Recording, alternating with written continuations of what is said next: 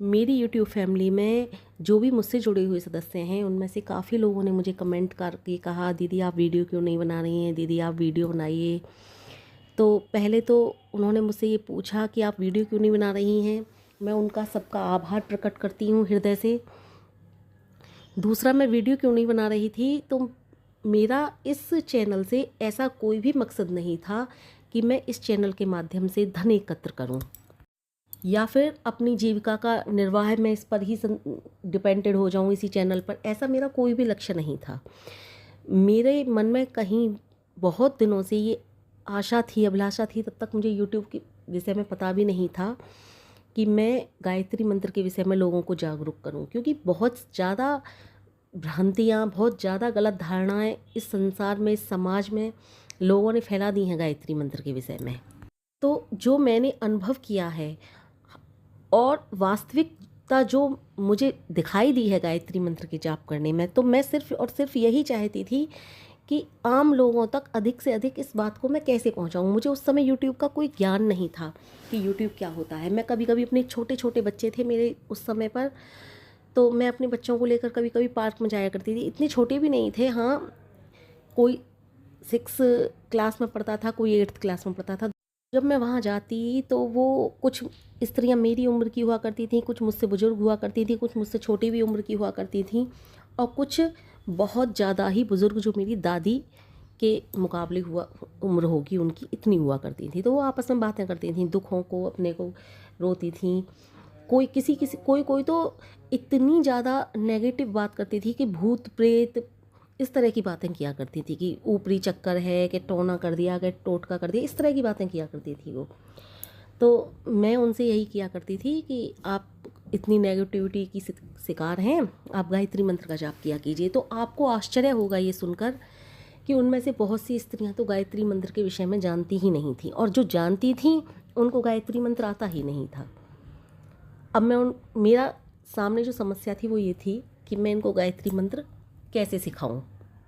एक दो बार मैं अगर इनको बोल कर भी सिखाऊंगी या फिर ज़्यादा बार भी बोल करके सिखाऊंगी, क्योंकि सुनने से जल्दी स्मरण हो जाता है, लेकिन उनको कोई इंटरेस्ट ही नहीं था इस बात में। तो मेरे बच्चे भी मुझसे गुस्सा किया करते थे, नाराज़ होते थे कि मम्मी आप जानती हो गायत्री मंत्र के गुणों के विषय में, लेकिन वो नहीं जानती हैं, वो तुम्हारी बात को सुनना नहीं चाहती, तो तुम क्यों कहती हो। तुम जानती हो कि सर्वसाधारण के लिए गायत्री मंत्र एक वरदान है, लेकिन वो सुनना ही नहीं चाहती, तो तुम क्यों कहती हो। इस तरह से मेरे बच्चे गुस्सा किया करते थे। तो मैंने भी एक दो बार जा कर के पार्क में बोला, लेकिन जब उनका मैंने कोई इंटरेस्ट नहीं देखा तो मैं चुप लगा गई, क्योंकि मैं भी एक फैमिली वाली हूँ, मैं भी घर की बहू हूँ। लेकिन कहीं ना कहीं मेरे हृदय के कोने में ये बात थी कि मैं किसी तरह से गायत्री मंत्र के विषय में लोगों को बताऊं। जो गलत धारणाएं लोगों ने फैला रखी हैं कि गायत्री मंत्र का जाप ऐसे ना करो, वैसे ना करो, इस तरह से करो, इस तरह से करो। तो मैं चाहती थी कि मैं लोगों को बताऊं, मैं बताऊं गायत्री मंत्र किस तरह से सदैव सुखकारी है, सदैव सुखकारी है। सिर्फ और सिर्फ सही उच्चारण करके बोलिए, और इससे आपको किसी प्रकार का भी दुख हो सब दूर हो जाता है।